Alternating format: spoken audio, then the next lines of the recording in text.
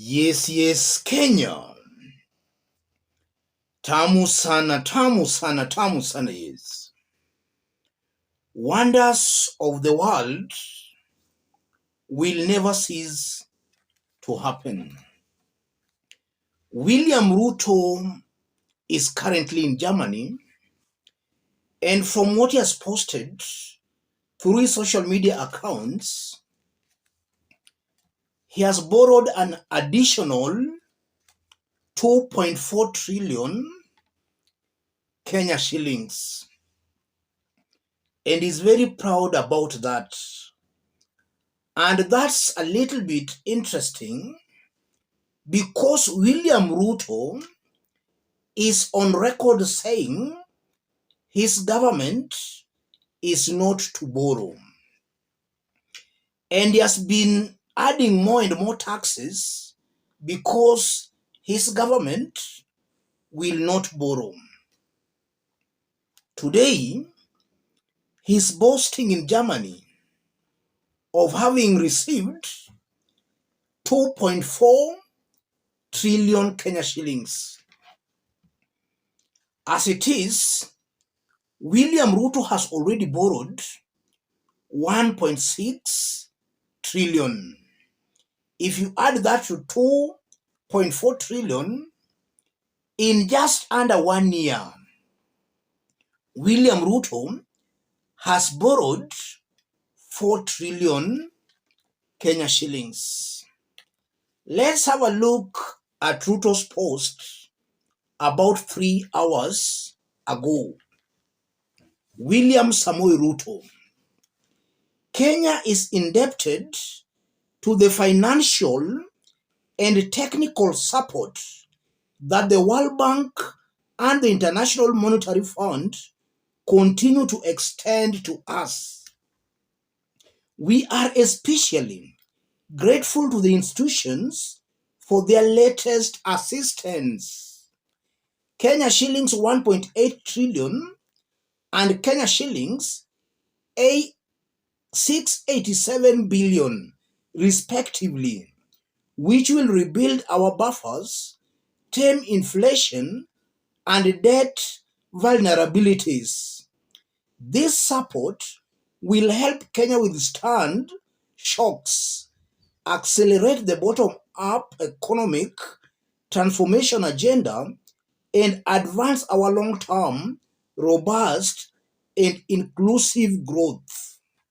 Berlin, Germany, with World Bank President Ajay Banga on the sidelines of G20 Compact with Africa Conference on Economic Cooperation, Promotion of Private Investment. Then Ruto has shared out those photos. This is indeed very sad, ladies and gentlemen, because a president who has been telling Kenyans in broad daylight that his government will not borrow has borrowed 4 trillion Kenya shillings in under 1 year. And he has been saying that he has been adding the taxes, increasing the taxes, because he does not want to borrow. This is serious, ladies and gentlemen. In Mwai Kibaki's, or rather, in Uhuru Kenyatta's 10-year rule, he only borrowed 6.7 trillion. And we saw some developments across the country. Ruto, in just 1 year, he has borrowed 4 trillion and we cannot see any development. Taxes have been increased on a daily basis. I think it's high time now William Ruto should be stopped. This is now not a laughing matter. This man should and must be stopped. I want us to dig deep into this.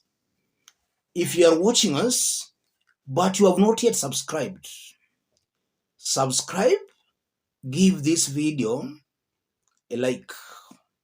Let's proceed. Let me ask this simple question because I'm seeing a problem here. Is William Ruto mentally okay? And I'm asking that question because if you look on the way William Ruto is behaving, something is not just adding up.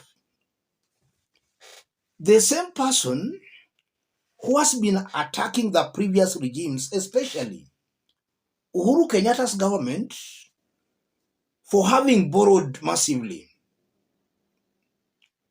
He's actually borrowing massively.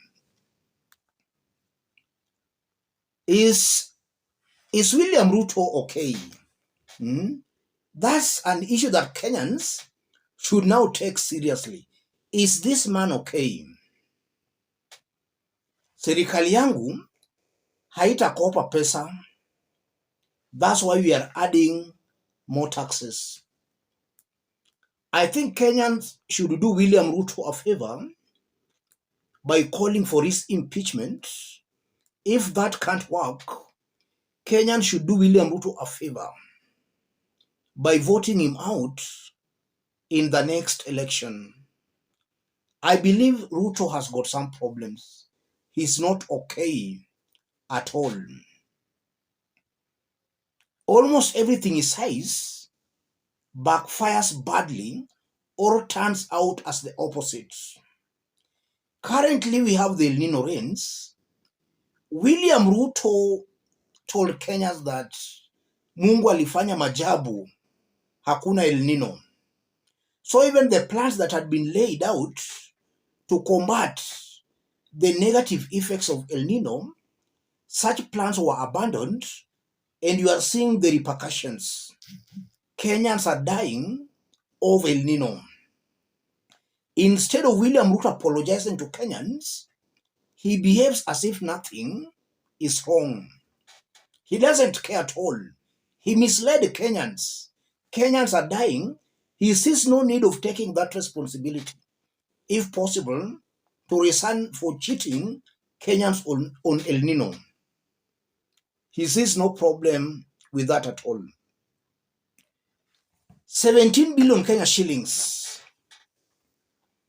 was withdrawn from the consolidated fund without Parliament's approval and without the approval of the controller of budgets. Instead of William Ruto sacking the cabinet secretaries concerned, we saw him defending them yesterday in Bomet. Everything he says turns out as the opposite. He talked of some jobs in Saudi Arabia. We have not seen any jobs so far.